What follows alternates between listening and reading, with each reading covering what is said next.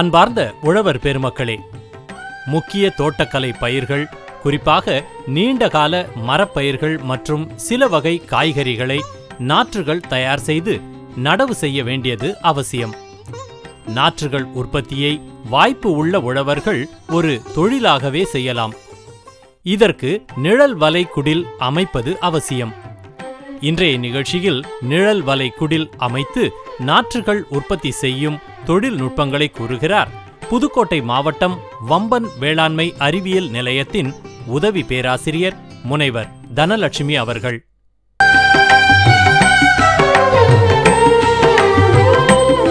வணக்கம், என் பேர் முனைவர் தனலட்சுமி, உதவி பேராசிரியர் தோட்டக்கலைத்துறையில் இருக்கேன். வேளாண்மை அறிவியல் நிலையம் புதுக்கோட்டை மாவட்டம். இன்றைய தினம் தோட்டக்கலை பயிர்கள் உற்பத்தியில் நிழல் வலை கூடாரத்தின் பங்கு மற்றும் பராமரிப்பு முறைகள் பற்றி பார்க்கலாம். இதில் நிழல் வலை கூடாரம் அப்படின்னா என்ன அப்படின்னு கேட்டோம்னா, துளைகளுடன் கூடிய பசுமை நிறத்தில் இருக்கக்கூடிய அமைப்புகளை, அதாவது இது வந்து ஃபேப்ரிக்ஸ் அப்படின்னு சொல்கிறது, இதை பயன்படுத்தி கூடாரம் போன்ற அமைப்பினை ஏற்படுத்தி அதில் வந்து செடிகளை வந்து வளர்க்கணும். எதுக்காக இந்த அமைப்பு அப்படின்னு சொல்லி கேட்டால், ஆரம்ப நிலையில் செடி உற்பத்தி பண்ணுற போது நேரடியான வெப்பம், சூரிய ஒளி, காற்று, ஈரப்பதம், காற்றின் வேகம் இதையெல்லாம் வந்து ஓரளவுக்கு கண்ட்ரோல்டாக வச்சுருந்து அதுக்கப்புறம்தான் வந்து நம்ம செடியை வந்து உற்பத்தி பண்ண முடியும். அந்த வகையில் இந்த 5 காரணிகளையும் ஓரளவுக்கு கட்டுப்படுத்தி ஒரு என்ன தகுந்த சூழ்நிலை வேணுமோ அதை வந்து கொடுக்கறதுக்காக தான் இந்த நிழல் வலை கூடாரம்ங்கிற அமைப்பை வந்து நம்ம தேர்வு பண்ணியிருக்கோம். அதுக்கு அடுத்ததாக எந்தெந்த மாதிரியான செடிகளை வந்து இதில் வளர்க்கலாம் அப்படின்னு சொல்லி பார்க்குறோம். இதில் வந்து பொதுவாக தோட்டக்கலை பயிர்களில் ஒட்டு கட்டுதல், மொட்டு கட்டுதல், விதை உற்பத்தி, நாற்று உற்பத்தி இதெல்லாமே வந்து இருக்கும். எல்லாத்துக்குமே வந்து ஆரம்ப நிலையில் ஏற்கனவே சொன்ன மாதிரியான அந்த 5 காரணிகளையும் ஓரளவுக்கு கட்டுப்படுத்தின பின்பு தான் அந்த மாதிரி சூழ்நிலையில் தான் சிறப்பாக வளரும் தன்மை உடையது. அதனால் அந்த சூழ்நிலைக்கு தகுந்தவாறு இந்த அமைப்புகளில் வந்து நம்ம செடிகளை வளர்க்குறோம். இதில் ஒட்டு கட்டின செடிகள் என்னென்ன அப்படின்னு சொல்லி தோட்டக்கலை பயிர்களில் பார்க்குறோம்.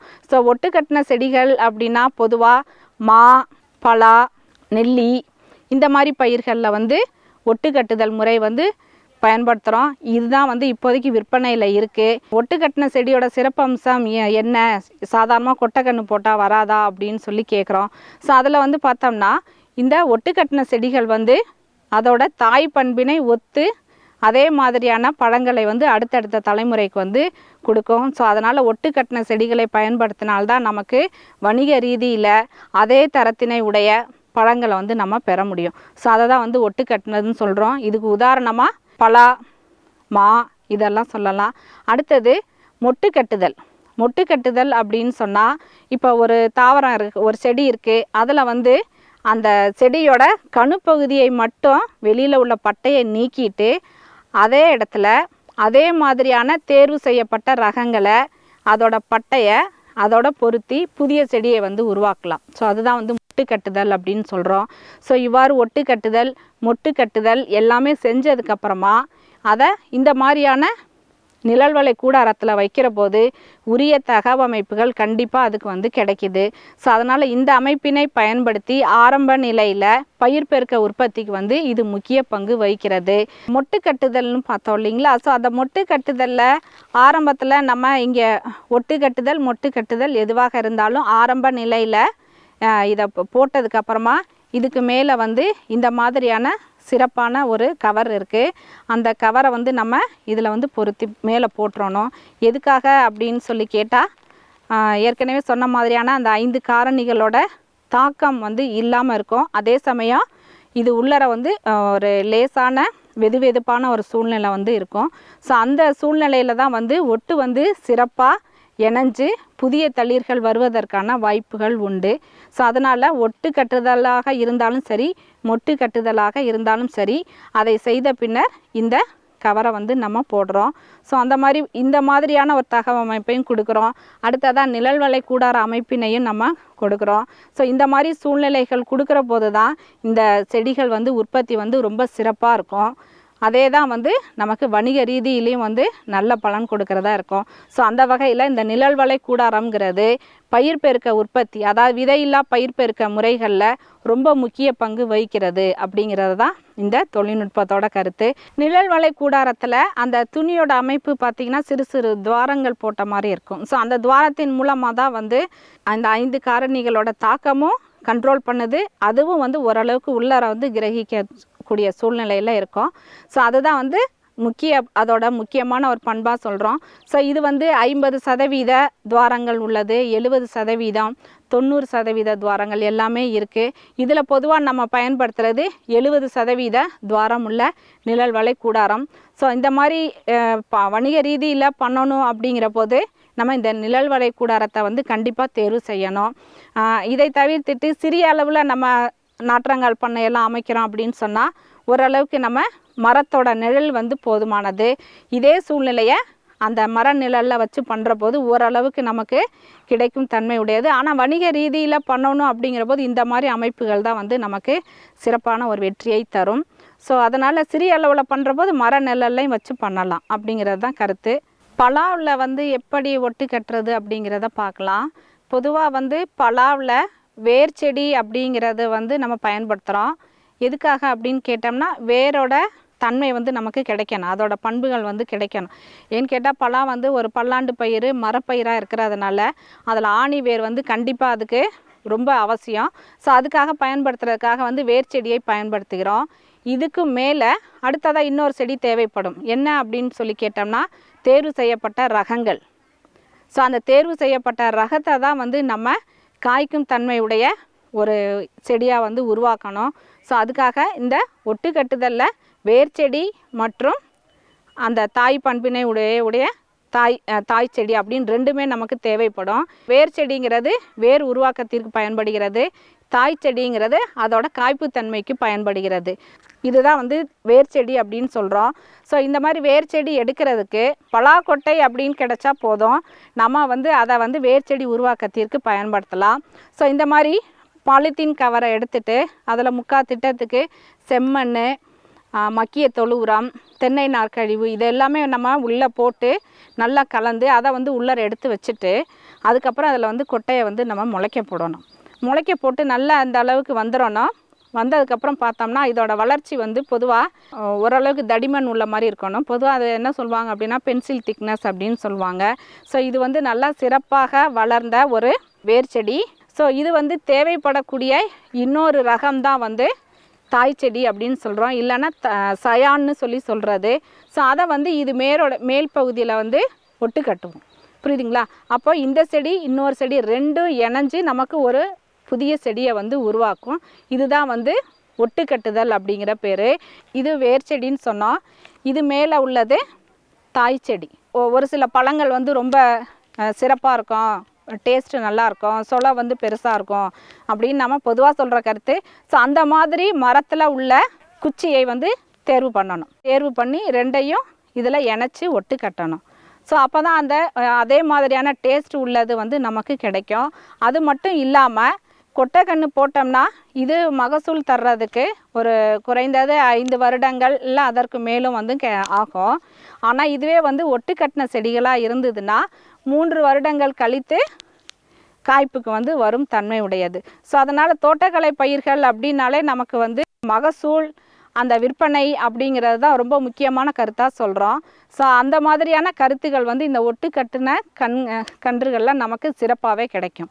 ஸோ அதனால் பொதுவாக பலா மா எதுவாக இருந்தாலுமே கொட்டைக்கண்ணை பயன்படுத்துகிறதை தவிர்த்துட்டு இந்த ஒட்டு கட்டின கன்றுகளை பயன்படுத்துவதன் மூலமாக நமக்கு விரைவில் வந்து மகசூலை தரும் மற்றும் சொல்கிற மாதிரி வணிக ரீதியில் நல்ல மார்க்கெட் வேல்யூ கிடைக்கும். தோட்டக்கலை பயிர்களில் பாலிலா பயிர் பெருக்க முறை அப்படிங்கிறத பார்த்தா ஒட்டு கட்டுதல் மொட்டு கட்டுதல் அப்படின்னா அடுத்ததாக வந்து குச்சி நடவு முறை அப்படின்னு சொல்லி ஒன்று இருக்குது. அந்த குச்சி நடவு வந்து பெரும்பாலும் நம்ம வீட்டில் வந்து ஏதோ பயன்படுத்தியிருப்போம். முக்கியமாக எப்படின்னா அந்த மல்லிகை செடியெல்லாம் உற்பத்தி பண்ணுறது, ரோஜா உற்பத்தி பண்ணுறதுக்கு வந்து பயன்படுத்தியிருக்கோம். ஸோ அதை தான் வந்து குச்சி நடவு முறை அப்படின்னு சொல்கிறோம்.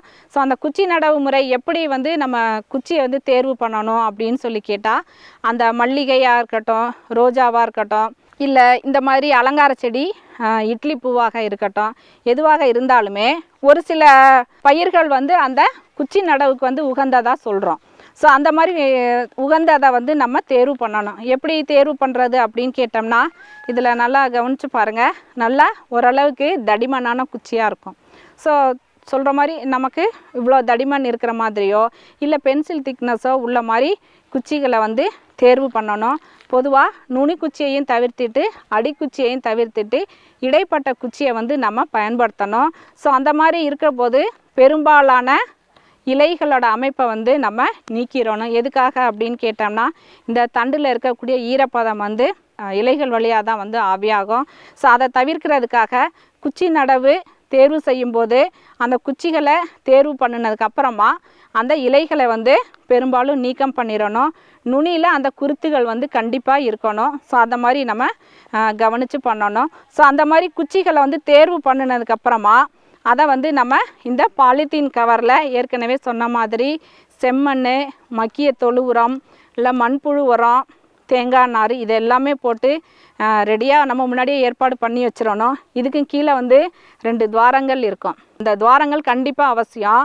அந்த மாதிரி இருக்கும் பட்சத்தில் எதுக்காக இந்த துவாரங்கள் அப்படின்னு பார்த்தா, இதில் கொடுக்கப்படுற தண்ணி வந்து நல்லா கிரகிச்சதுக்கப்புறமா அதிகப்படியாக உள்ள நீர் வந்து இந்த துளைகள் வழியாக வெளியேறிடும். ஸோ அதனால் இந்த மாதிரி துளைகள் ஏற்படுத்தின பின்னர் தான் வந்து நம்ம மண்ணை வந்து போடணும். சப்போஸ் இல்லைன்னா கண்டிப்பாக இந்த அமைப்புகளை வந்து ஏற்படுத்திட்டு இதில் 3/4 திட்டம் வரைக்கும் நம்ம மண்ணை நிரப்பிட்டு இதில் வந்து குச்சி நடவு பண்ணுறோம். ஸோ அந்த குச்சியையும் எவ்வாறு தேர்வு பண்ணுறதுங்கிறதையும் சொல்லிட்டோம்.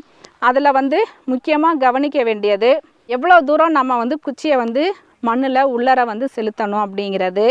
ஸோ இதில் வந்து வேர் வந்து எங்கே உருவாகும் அப்படின்னு சொல்லி கேட்டால் கணுப்பகுதியில், மண்ணோட மேற்பரப்பில் இருக்கிற போது அந்த கணுப்பகுதியிலேருந்து புதிய கிளைகள் வந்து வரும். ஸோ இதுவே மண் பகுதிக்கு உள்ளர போகிற போது வேர் வந்து உருவாகும். ஸோ அதனால் எந்த ஒரு செடியாக இருந்தாலுமே அந்த கணுப்பகுதிங்கிறது ரொம்ப ஒரு முக்கியத்துவம் வாய்ந்தது. ஸோ அந்த வகையில் அந்த குச்சி நடவு முறையில் குச்சி தேர்வு பண்ணுற போது 2 கணுக்களுக்கும் நடுப்பட்ட பகுதியில் வந்து நம்ம கட் பண்ணணும். கட் பண்ணுற போது கொஞ்சம் சரிவாட்டமாக இருக்க மாதிரி கட் பண்ணணும். எதுக்காக அப்படின்னு கேட்டோம்னா, ஸோ அந்த தண்டில் உள்ளர உள்ள அந்த ஈரப்பொருள் சத்துப்பொருள் எல்லாம் இருந்ததுன்னா வடிஞ்சிரும். சப்போஸ் சமமாக வெட்டினா அப்படின்னு கேட்டோம்னா அந்த வடிந்த நீர் பகுதியானது அப்படியே தங்கி இருக்கிறதுக்கான ஒரு வாய்ப்புகள் இருக்கும். ஸோ அதனால் லேசான சரிவாட்டமாக இருந்துச்சுன்னா அந்த நீர் வந்து வடிஞ்சிரும். ஸோ 2 கணுப்பகுதிக்கு நடுவில் அந்த மாதிரியான கட்டை கொடுத்துட்டு அதை வந்து ஒரு 2 சென்டிமீட்ரு 2.5 சென்டிமீட்டருக்கு மண்ணில் உள்ளர பதியணும். ஸோ அந்த மாதிரி பதிகிற போது கணுப்பகுதி கண்டிப்பாக மண்ணில் நல்லா உள்ளர இறங்கி இருக்கணும். அந்த கணுப்பகுதியில் தான் வந்து வேர் உருவாகும்.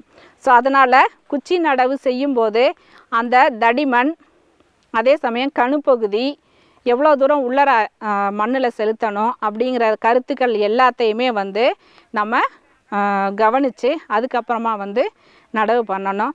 ஸோ இந்த மாதிரி குச்சி நடவு முறைகள்லாம் செஞ்சதுக்கப்புறமா இந்த நிழல்வலை கூடாரத்தில் வைக்கும்போது அதோட வளர்ச்சி பருவம் ரொம்பவே சிறப்பாக இருக்கும்.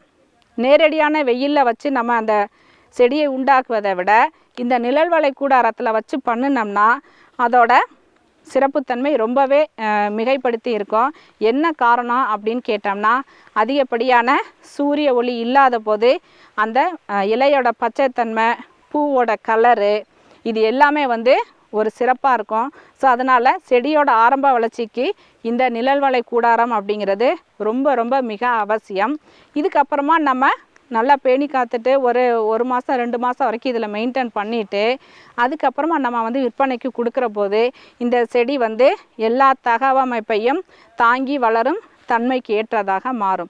ஸோ ஆரம்பத்தில் நம்ம எல்லா சூழ்நிலையுமே இந்த செடிக்கு வந்து நம்ம பார்த்து செய்கிற போது ரொம்ப சிறப்பாகவே இருக்கும். தோட்டக்கலை பயிர்களில் பயிர் பெருக்க முறைகளில் இந்த நிழல்வலை கூடாரத்தில் எந்த மாதிரி செடிகள்லாம் வளர்க்கலாம் அப்படின்னு சொல்லி பார்த்தோம். அந்த செடிகள் வளர்ப்பதற்கு முன்னதாக ஒரு சில ஏற்பாடுகளை வந்து நம்ம தயார் பண்ணிட்டு வைக்கிற போது வேலை வந்து ரொம்ப எளிதாக இருக்கும், அதே சமயம் சிறப்பாகவும் இருக்கும். ஸோ அந்த வகையில் அந்த பாலித்தீன் கவரில் வந்து மண் அணைக்கிறதுங்கிறது ரொம்ப முதல் படி அந்த தாவர பயிர் பெருக்கத்தில். ஸோ அந்த மாதிரி வந்து இந்த அமைப்புகளை வந்து நம்ம பயன்படுத்துகிறோம். பாலித்தீன் கவரு, ஸோ அதில் வந்து செம்மண், மக்கிய தொழு உரம், மண்புழு உரம், தேங்காய் நார் இது எல்லாமே போட்டு இந்த மாதிரியான அமைப்புகளில் நேரடியாக நம்ம அடுக்கி வச்சிடணும். தேவைப்படும் குச்சிகளை உதாரணமாக மல்லிகை, ரோஜா இல்லை அலங்கார செடிகள், எதுவாக இருந்தாலுமே நம்ம இந்த மாதிரி தயார் நிலையில் வச்சதுக்கப்புறமா குச்சிகளை தேர்வு பண்ணி அதை தயார் பண்ணிவிட்டு அதுக்கப்புறம் நம்ம வந்து நடவிற்கு பயன்படுத்தலாம். ஸோ இந்த பகுதியில் உள்ளது வந்து ஒட்டு கட்டுதலுக்கு பயன்படுத்தப்படக்கூடிய வேர் செடிகள். ஸோ இந்த வேர் செடிகள் வந்து ஒட்டு கட்டுறதுக்கு முன்னாடி ஒரு 2 மாதம் இல்லை 3 மாத வயது வரைக்குமே வந்து இதை பாதுகாக்கணும். அந்த பாதுகாக்கிறதும் பார்த்தோம்னா ஏற்கனவே சொன்ன மாதிரி இந்த கவரை தயார் பண்ணிவிட்டு அதுக்கப்புறமா கொட்டைகள்லாம் கிடைச்ச போது அதில் வந்து நம்ம ஊனுறோம். ஸோ ஊனுனதுக்கப்புறமா அதை டெய்லி நம்ம வந்து தண்ணி கட்டி பராமரிக்கணும். ஸோ அந்த மாதிரி டெய்லி பண்ணுற போது அதோட வளர்ச்சி வந்து சீராகவே இருக்கும். ஸோ இதோட தடிமன் வந்து ஓரளவுக்கு அந்த பென்சில் திக்னஸ் வர்ற வரைக்குமே நம்ம இதை வந்து பேணி காக்கணும். ஸோ அது மாதிரி நல்லா வளர்ந்ததுக்கப்புறமா தான் நம்ம வந்து ஒட்டு கட்டுதற்கு பயன்படுத்துகிறோம். ஒட்டு கட்டுதலில் பலா பற்றி பார்த்தோம். பலா, மா இது எல்லாமே வந்து ஒட்டு கட்டுதலில் தான் சொல்கிறோம். இது வந்து முந்திரி செடி, சரிங்களா? முந்திரியுமே வந்து ஒட்டு கட்டுதல் மூலமாக தான் இப்போ எல்லா விவசாய மக்களுமே பயன்படுத்துகிறாங்க. ஸோ இது வந்து ஒட்டு கட்டுதலில் பயன்படுத்தினது. ஏற்கனவே சொன்ன மாதிரி இது வந்து வேர் செடி, இதுக்கு மேலே வந்து உள்ளது தாய் செடி இல்லாட்டி சயான் அப்படின்னு சொல்கிறோம். அந்த சயான்ங்கிறது எப்படி சொல்லலாம் புரியும்படி அப்படின்னா, அந்த தேர்வு செய்யப்பட்ட ரகங்கள். இப்போ முந்திரியை பொறுத்த வரைக்கும் அந்த கொட்டை வந்து நல்லா திரட்சியாக இருக்கணும்.